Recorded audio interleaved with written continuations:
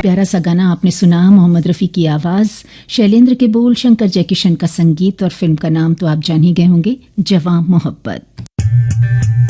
विविध भारती पर धूम मचा रहा है हेलो फरमाइश। मुद्दत से दूर थे तुम हम, एक जमाने के बाद मिलना अच्छा लगा। जब से ये प्रोग्राम बंद हुए थे ना, सब लोग चर्चाएं करते थे कि विविध भारती से कब प्रोग्राम चालू होंगे। हम लोगों को अब सफलता मिली है तो हमें बहुत खुशी है सर। श्रोताओं की पहली पसंद, पहला प्यार होता है ना, फोन प्रोग्राम होता है कि अपनी आवाज करोड़ों लोगों तक पहुंचे। और एक ऐसा रेडियो स्टेशन विविध भारती है कि आवाज श्रोताओं के कानों में गूंजती है। आपको बता दें, हेलो फरमाइश कार्यक्रम के लिए आप भी कर सकते हैं फोन कॉल। रिकॉर्डिंग बुधवार को दिन में 11 बजे से लेकर 1 बजे के बीच। हेलो फरमाइश कार्यक्रम का प्रसारण मंगलवार और गुरुवार को शाम 4 बजे, पुनः प्रसारण बुधवार और शुक्रवार को दिन में 10 बजे विविध भारती पर। हेलो फरमाइश। हाँ आरती जी, क्या बात है, आप गाना बज रहा था उस दौरान कुछ कहना चाह रही थी। एक्चुअली मेरा सारा ध्यान फोकस उस गाने पे था क्योंकि वो गाना मुझे बहुत पसंद था। जी, तो बताइए क्या बात है, क्योंकि आप तो भाई जब मिलती हैं कोई ना कोई कहानी, कोई ना कोई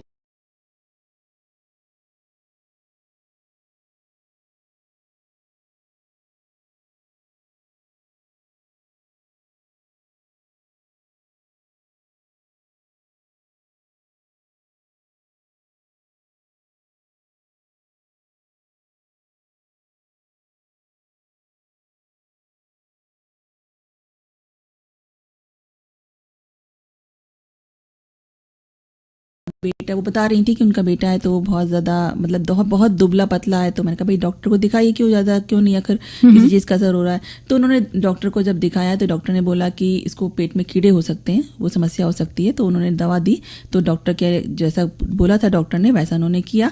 तो अब वो बता रही है कि वो बच्चे में काफी फर्क आया है, अब बिल्कुल स्वस्थ एकदम है वो बच्चा।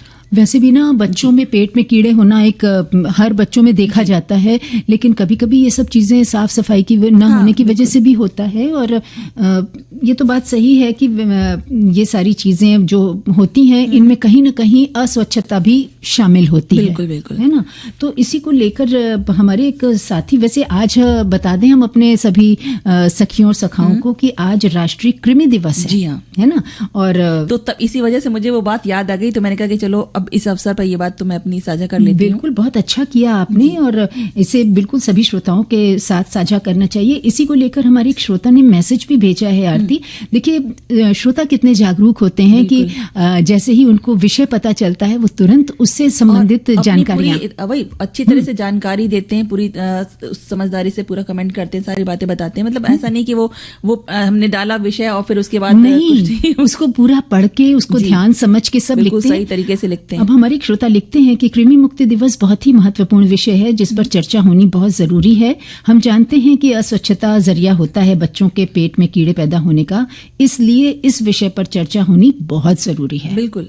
और एक और हमारे श्रोता हैं जो लिखते हैं कि कृमि दिवस पर हमने बहुत काम किया है सेवा काल के दौरान। कृमि दिवस पर हम स्कूल और एक बच्चे को पास बुलाकर अपने सामने ये गोली जो एल्बेंडाजोल होता था उसको देते थे, जो विभाग से हमें ट्रेनिंग के दौरान दी जाती थी। कृमि परजीवी यानी पेट में होने वाले कीड़े होते हैं जो शरीर में प्रवेश कर जाते हैं और भोजन करते हैं। बच्चों को कृमिनाशक दवाएं इसलिए दी जाती हैं ताकि उनके शरीर से कृमि खत्म हो जाए। इससे बच्चों में कुपोषण और खून की कमी नहीं होती है।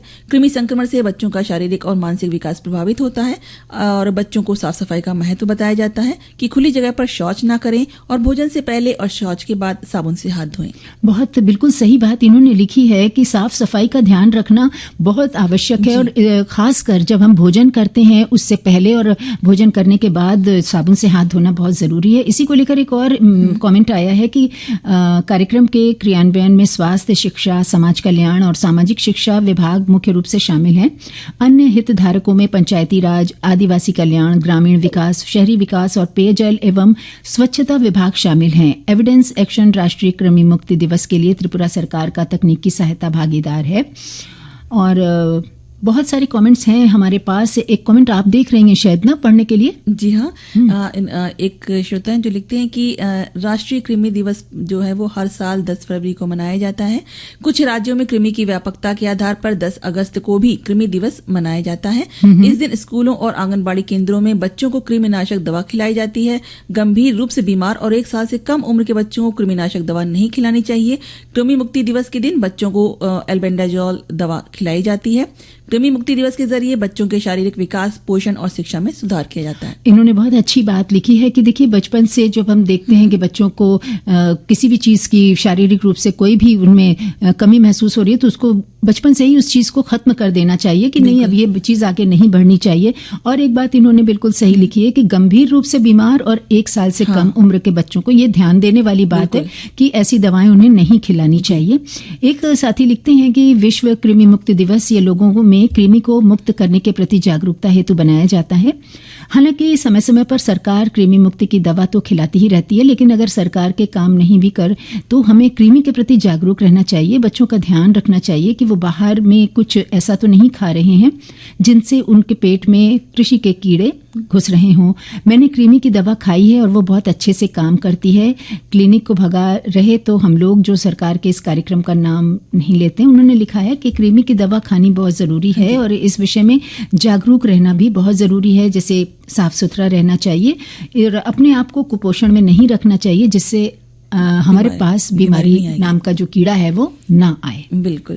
और एक और श्रोता हैं जो लिखते हैं कि राष्ट्रीय कृमि मुक्ति दिवस हर साल 10 फरवरी को मनाया जाता है। इस दिन स्कूलों और आंगनबाड़ी केंद्रों में 1 से 19 साल के लोगों को कृमि मुक्ति की दवा दी जाती है। इस दिवस को मनाने का मकसद बच्चों का स्वास्थ्य बेहतर करना और पोषण का स्तर बढ़ाना होता है। स्वच्छ शौचालय का इस्तेमाल करें, बाहर शौच ना करें, खाने से पहले और शौचालय का इस्तेमाल करने के बाद हाथ धोएं, फलों और सब्जियों को साफ पानी से धोएं। बिल्कुल, सब्जियों को खासकर आप देखिए, जो साग होते हैं, जो पत्तेदार सब्जियां होती हैं, उनको तो बहुत अच्छे से वॉश करना चाहिए, क्योंकि उनके अंदर कीड़े छिपे होते हैं जो हम देख नहीं पाते हैं। आप उनको बहुत अच्छे से धोएं, साफ करें। और कुछ और भी हमारे पास कमेंट्स हैं, मैं ले लूं क्या? हाँ, बिल्कुल बिल्कुल।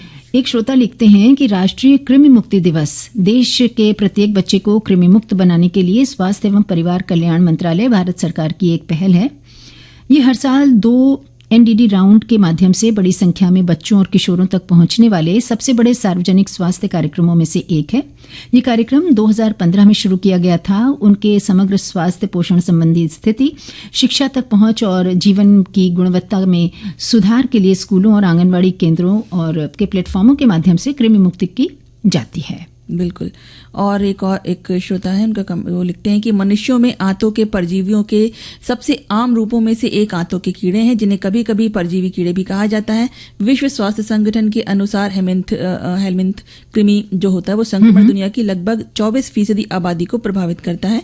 मिट्टी से फैलने वाले कृमि या परजीवी आंतों के कीड़े भारत में 1 से 14 वर्ष की आयु के लगभग 241 मिलियन बच्चों के लिए खतरा पैदा करते हैं। बिल्कुल सही बात है आरती, बिल्कुल सही बात लिखी है। और देखिए, राष्ट्रीय कृमि दिवस के माध्यम से लोगों को जागरूक किया जाता है ना, ताकि लोग इस रोग की गंभीरता को समझ सकें और बच्चों के शारीरिक मानसिक स्वास्थ्य में सुधार लाया जा सके। भारत के सबसे बड़े कृमि मुक्ति कार्यक्रमों में से ये एक कार्यक्रम है जो चलता है और इसका लक्ष्य है हर साल लगभग 27 करोड़ से अधिक बच्चों को कृमि मुक्त करना। इस दिन सरकार स्कूलों और आंगनबाड़ी केंद्रों में जो दवाई बताई गई हैं उसकी गोलियां निःशुल्क उपलब्ध कराती है। बिल्कुल। और इस जो जागरूकता फैलाने का जो उद्देश्य है उसका वो था कि बच्चों में बढ़ रही जो मृदा संचारित हेलमिंथिस जैसी बीमारियों को रोकना और लोगों को इस रोग के प्रति जागरूक करना। बिल्कुल। तो श्रोताओं का भी शुक्रिया करते हैं कि इतनी अच्छी जानकारियां भी जो उन्होंने हम तक पहुंचाई। और हमारा क्या इस समय एक वो बन रहा है, फर्ज बन जाता है गीत थी इस गाने में आरती जी। जी बिल्कुल। तो मैं बता देती हूँ कि 3 कौन से वाले हम लोग ने जो आपने आज हमें लंच खिलाया ना, तो मेरी जो आंखों में अफसाना लिखा है ना, वो तो बस चलिए आपकी तारीफों का अफसाना है। चलिए वो डिस्कस अभी हम लोग कर लेंगे। बहरहाल बता दिया जाए कि 3 देवियां फिल्म का ये गाना था। लता मंगेशकर और किशोर कुमार की आवाजें थी। मजरू सुल्तानपुरी के बोल थे सचिन देव बर्मन का सुरीला मीठा संगीत। विविध भारती। तो आरती क्या कह रही थी आप? मैं ये आपकी तारीफ कर रही थी, तो आप अपनी तारीफ बार बार सुनना चाह रही हैं। भाई देखिए, तारीफ ऐसी चीज है जो हर किसी को सुनना अच्छा लगता है, लेकिन अगर वो सही दिशा में की गई और हो या सच्ची हो। उचित सच्ची हो। बिल्कुल। तो मैं सभी सखियों को, सखाओं को ये साझा करना चाहती हूँ कि सिर्फ शेफाली जी बताती ही नहीं बल्कि बनाती भी बहुत अच्छा है खाना। हो, तो क्या बात आज दाल दिवस उन्होंने एकदम स्पेशल बना दिया। अरे वाह। कैसे? अच्छा, विश्व दलहन दिवस जो था ना आज, जी। इसीलिए कुछ सोचा था मैंने कि भाई आज विश्व दलहन दिवस है, आरती जी से भी मुलाकात होगी, हाँ। हमारे श्रोता भी रहेंगे साथ में, सखियां भी रहेंगी साथ में, तो कुछ ऐसा किया जाए कि जो सबको अच्छा लगे। बिल्कुल।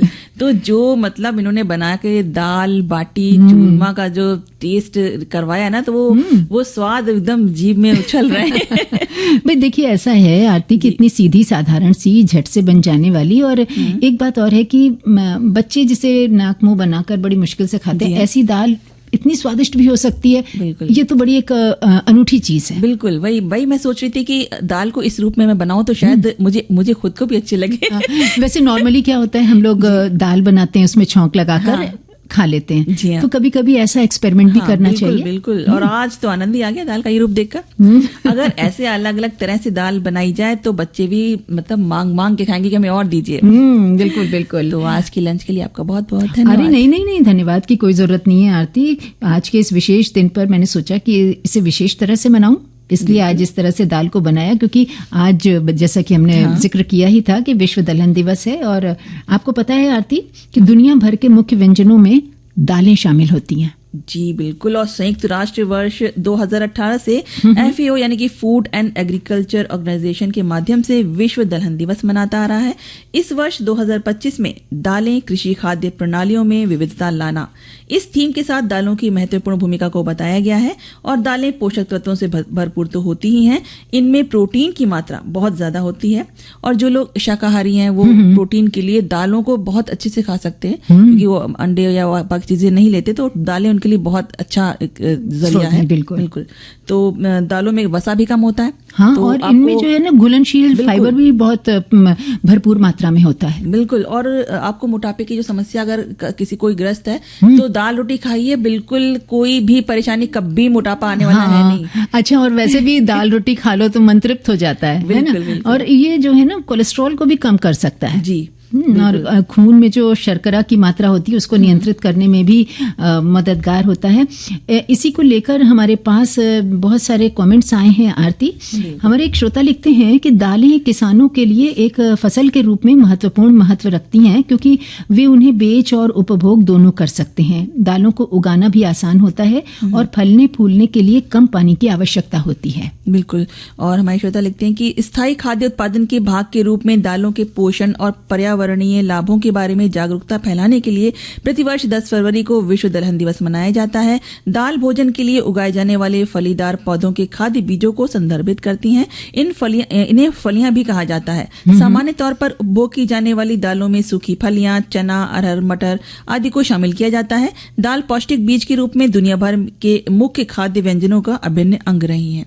हाँ, बिल्कुल सही बात है। और हमारे एक श्रोता ने लिखा है कि ये जो है कि विश्व दलहन दिवस जो है वो हर वर्ष 10 फरवरी को मनाया जाता है, जिसमें दालों के महत्व और पोषण मूल्य पर प्रकाश डाला जाता है।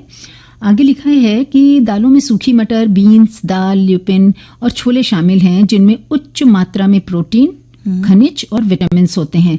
इसमें वसा और चीनी की मात्रा बहुत कम होती है।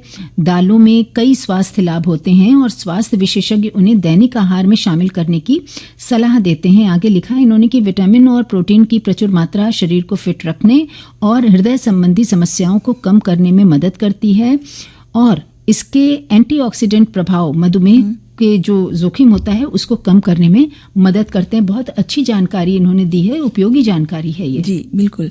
और हमारे श्रोता लिखते हैं कि विश्व दलहन दिवस 2025 हर साल 10 फरवरी को मनाया जाता है। ये दिन दालों की पहचान और मानव पोषण, पर्यावरण कल्याण और टिकाऊ कृषि में उनकी भूमिका के दिन के रूप में मनाया जाता है। 2016 में संयुक्त राष्ट्र महासभा के तहत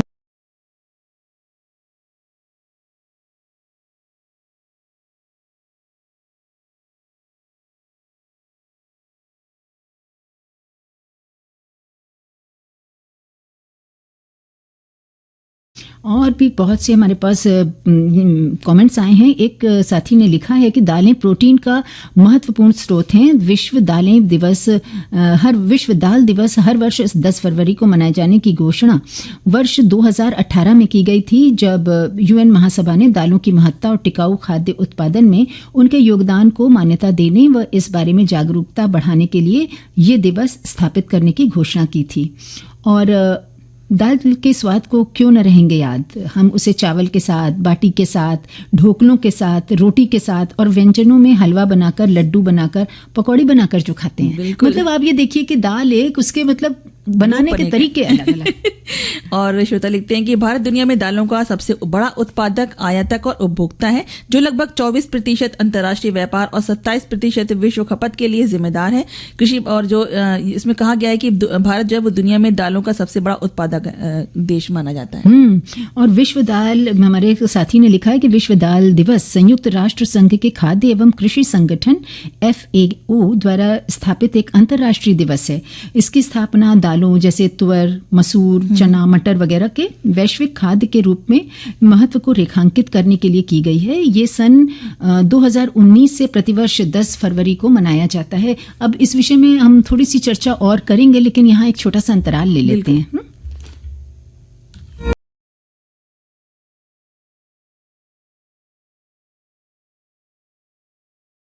देखिए आरती, बहुत छोटा सा अंतराल था, पलक झपकी और अंतराल भी पूरा हो गया। जैसा कि हमने कहा था ना, दाल के बारे में कुछ और थोड़ी सी जानकारी देंगे कि साथियों, दालें जो है ना मोटापे से लड़ने में भी बहुत मदद करती हैं। जैसा कि आपने बताया आरती, कि अगर मोटापा ग्रस्त है तो है ना, संयुक्त राष्ट्र महासभा ने 20 दिसंबर 2013 को एक प्रस्ताव पारित करके वर्ष 2016 को अंतर्राष्ट्रीय दलहन वर्ष घोषित किया था।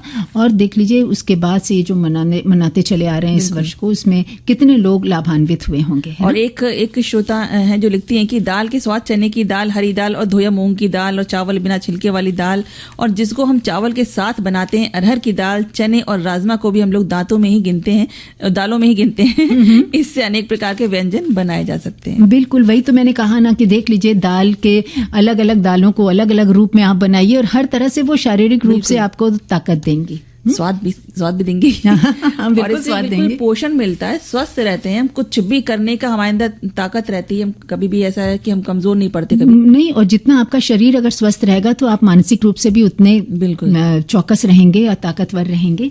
तो क्या किया जाए कि गाना सुना जाए, या कुछ 68 की फिल्म थी दुनिया, उसका गाना था ये आरती, और मोहम्मद रफी की आवाज थी। आप बड़े गौर से ये गाना सुन रही थी, और शंकर जयकिशन का संगीत था इस गाने में, है ना जी। अच्छा, ये बताइए कि आप वैसे गेम्स वगैरह में तो इंटरेस्ट रखती हैं। मैंने देखा है आप मोबाइल पर भी गेम्स वगैरह देखती रहती हैं। कौन सा गेम बहुत आपको प्रिय है? देखती तो मैं देखती हूँ, सारे गेम्स ही देखती हूँ और मुझे पसंद भी हैं सारे। और जैसे कि हॉकी है, महिला हॉकी टीम जैसे तो वो मेरी फेवरेट है।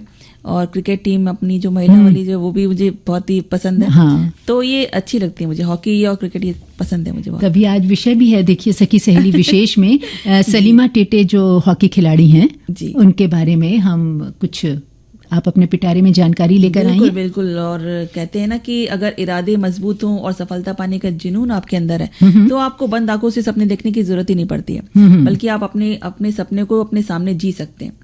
और इस बात को सच कर दिखाया सलीमा टेटे ने, जो कि एक अंतर्राष्ट्रीय ख्याति प्राप्त खिलाड़ी हैं और सिमडेगा के छोटे से गांव से राष्ट्रीय स्तर और बाद में अंतर्राष्ट्रीय स्तर के खेलों तक पहुंचना एक बहुत बड़े सपने के सच हो जाने जैसा है। हाँ बिल्कुल। और जब जीवन में संघर्ष का समय आए तो उससे घबराने के बजाय उसका सामना करते हुए जो लोग मजबूत बनते हैं वो मजबूती ताउम्र कायम रहती है और सफलता उनसे दूर नहीं रह पाती।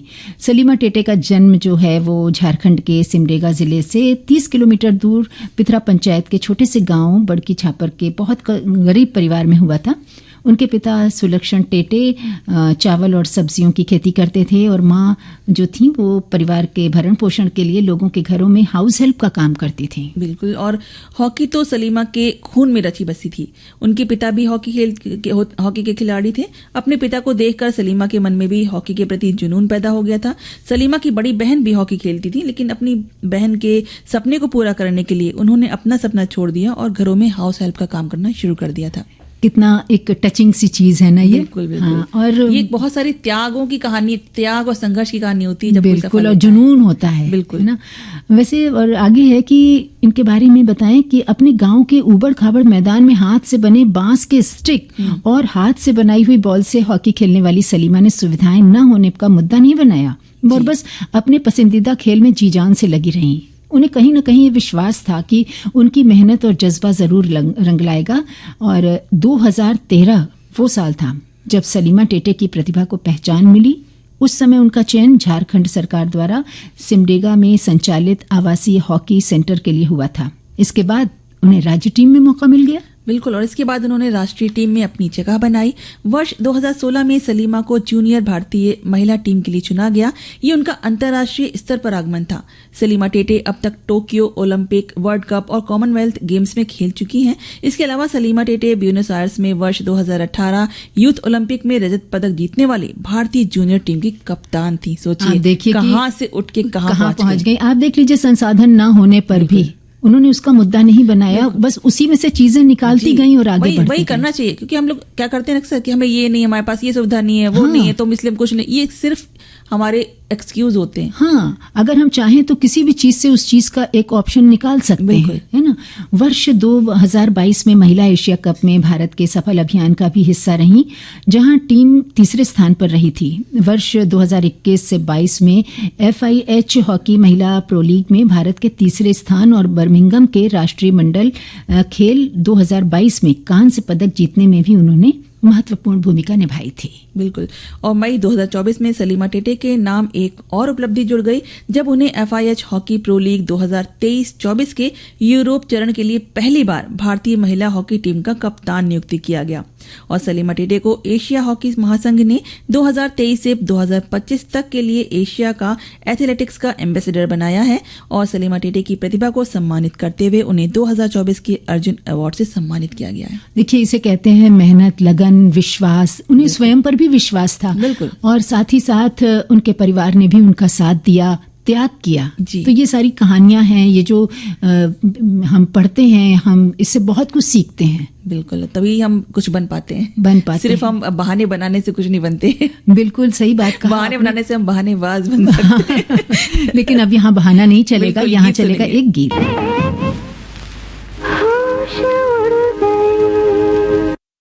तो होश उड़ाता ये गाना झुक गया आसमान से हमने लिया था। झुक गया आसमान फिल्म का ये गीत लता मंगेशकर ने गाया था। हसरत जयपुरी के बोल थे और शंकर जयकिशन का संगीत। आप कुछ कह रही थी हमसे कि हमारी आपकी दोस्ती बड़ी बॉन्डिंग बहुत अच्छी है।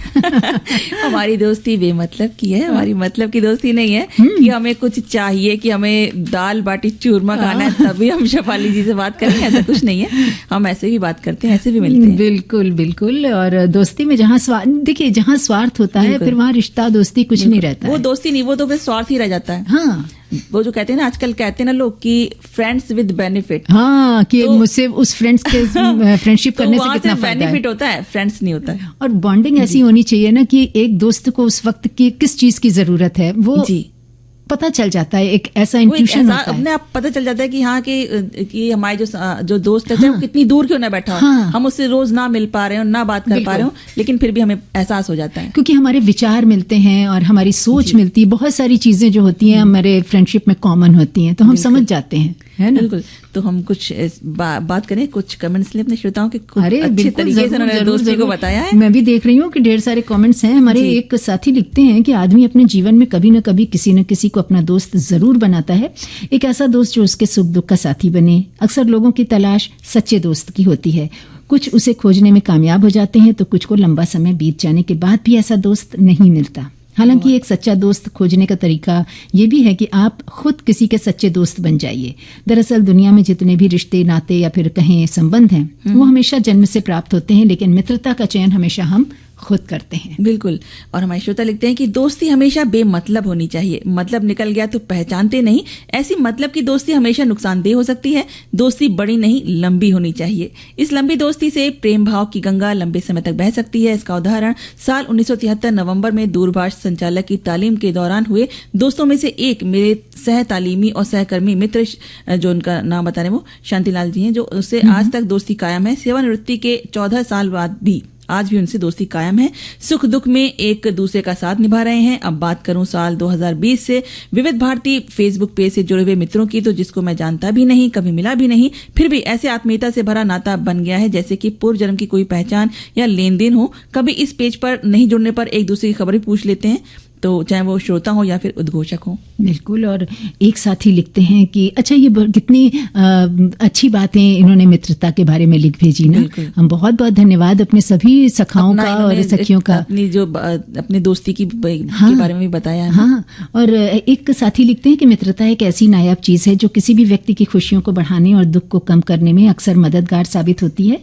किसी भी मित्रता की पहली शर्त एक दूसरे को समझना और समझाना है। यदि आप एक दूसरे को बेहतर तरीके से समझते हैं और समय आने पर अपनी बात को समझा लेते हैं तो निश्चित तौर पर आप एक दूसरे के सच्चे मित्र हैं। जीवन में ऐसी मित्रता की खूब कद्र करनी चाहिए और उसे कायम रखने की पूरी कोशिश करनी चाहिए, क्योंकि जीवन में सच्चा दोस्त अच्छी सेहत के समान होता है जिसकी कीमत हम अक्सर खो बैठने के बाद जान पाते हैं। बिल्कुल।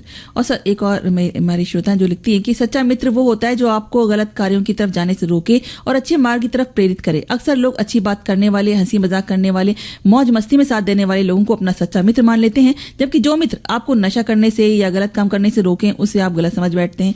याद रखिए, आपके सच्चे मित्र कभी आपको दुर्व्यसनों के लिए प्रेरित नहीं करेंगे। सच्चा मित्र बिना स्वार्थ आपके साथ रहता है, आपके हित की बात सोचता है, लाख लड़ाई हो जाए आपको नहीं छोड़ता है। ये कुछ बातें ही हैं जो आपके जो आपके दोस्त में हो वही आपका सच्चा दोस्त है। जिस दोस्ती में स्वार्थ छिपा है वो किसी भी प्रकार से सच्ची मित्रता नहीं है। एक सच्ची मित्रता कृष्ण और सुदामा जैसी होनी चाहिए, जिसमें किसी प्रकार का स्वार्थ ना हो, अपने मित्र के प्रति छल कपट की भावना से परे हो। मित्र के रिश्ते को सभी रिश्तों से बढ़कर कहा गया है, क्योंकि इस रिश्ते को हम खुद बनाते हैं। बिल्कुल। लेकिन आज सच्चे दोस्त रहे कहाँ, ऐसा हमारे एक साथी लिखते हैं कि अब दोस्ती मतलब की होती है। लोग दोस्ती तो कर लेते हैं लेकिन दोस्ती का सही मतलब नहीं जानते। यही कारण होता है कि कुछ समय के बाद दोस्ती टूट जाती है। कहते हैं दोस्ती करना आसान है लेकिन उसे निभाना बहुत मुश्किल है।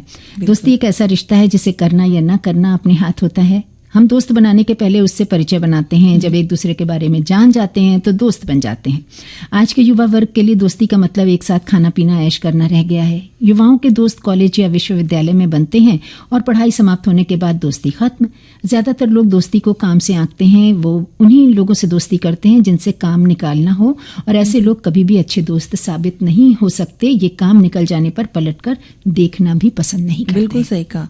और एक और हमारी श्रोता है जो कहती हैं कि आजकल के समय में जबकि करीब करीब सभी अकेले रह रहे हैं, बच्चे दूर हैं संयुक्त परिवार से, अब वो संयुक्त परिवार रहे नहीं, मोहल्ले अब रहे नहीं, फ्लैट में 1 या 2-3 लोग ही रहते हैं और सभी व्यस्त हैं। इस समय अच्छे या सच्चे मित्रों का समूह होना चाहिए। किसी पार्क से हो या फिर किसी और तरीके से। विशेषकर महिलाएं किटी पार्टी में जाती हैं, जन्मदिन या भजन आदि समारोह में आना जाना रखती हैं, वहीं से मित्र बन जाते हैं। या बचपन के मित्र भी होने से बहुत सहारा रहता है। एक दूसरे के दुख सुख के साथी बन जाते हैं। बच्चे और रिश्तेदार बाद में आ पाते हैं। आसपास के मित्र बहुत सहायक होते हैं। मतलबी और चापलूस मित्रों से दूर रहना चाहिए जो सिर्फ अपना मतलब निकालते हैं। और दोस्त और दोस्ती एक करीबी रिश्ता है जो विश्वास, ईमानदारी और आपसी सम्मान पर आधारित होता है। ऐसा हमारे एक साथी ने लिखा है कि दोस्ती में लोग एक दूसरे की परवाह करते हैं और एक दूसरे का समर्थन करते हैं। दोस्ती कभी बेवजह नहीं होती। दोस्ती तो गुलाब के फूल की तरह है जो रंग लाती है।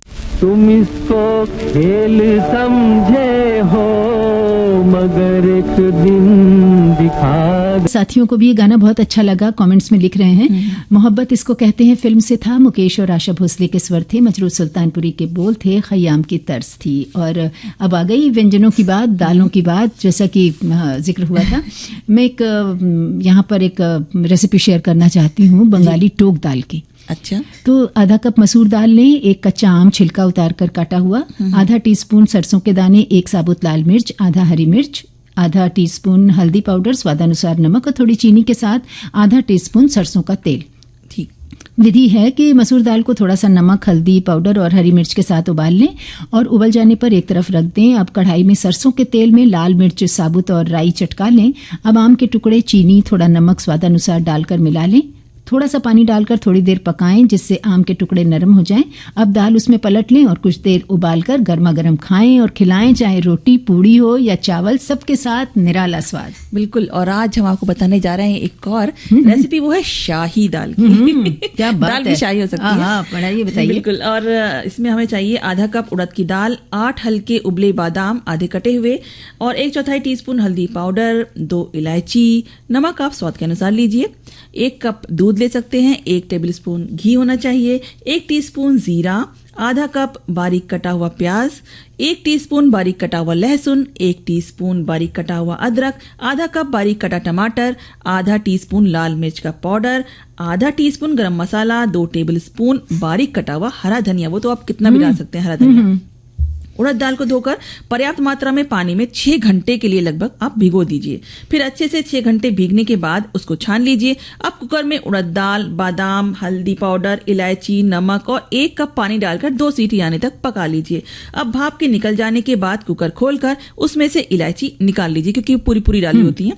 अब दाल में दूध मिलाइए, उसमें दूध मिलाकर मथनी से एकदम मुलायम हो जाने तक अच्छे तरीके से उसे फेंट लीजिए, और एक तरफ रखकर अब घी गर्म करके उसमें जीरा चटका लें। फिर प्याज, लहसुन और अदरक डालकर अच्छे से भून लीजिए। फिर टमाटर, लाल मिर्च पाउडर और गरम मसाला डालकर अच्छे तरीके से पका लीजिए। अब उसमें फेंटी हुई दाल और दूध का मिश्रण डालकर अच्छे से पका लीजिए। 2 से 3 मिनट तक आपने जब उसे पका लिया तो अब धनिया आप ऊपर से जितना चाहें डालकर गर्मा गर्म परोसें। आपको किस चीज से अच्छा लगता है खाना, आप देख लीजिए। और लहसुन तो ऑप्शन है, अगर जो नहीं खाता वो। इसलिए के युगल स्वर थे। काला पानी फिल्म का ये गाना था, मजरू सुल्तानपुरी के बोल, एस.डी. बर्मन का संगीत। और अब बिल्कुल भी समय नहीं है कि कोई गीत या कमेंट्स लिए जाएं। ढेर सारी शुभकामनाएं देते हैं सखियों सखाओं को। आपका घर आंगन हमेशा खुशियों से महकता रहे। आप सभी को शेफाली कपूर और आरती श्रीवास्तव का नमस्कार।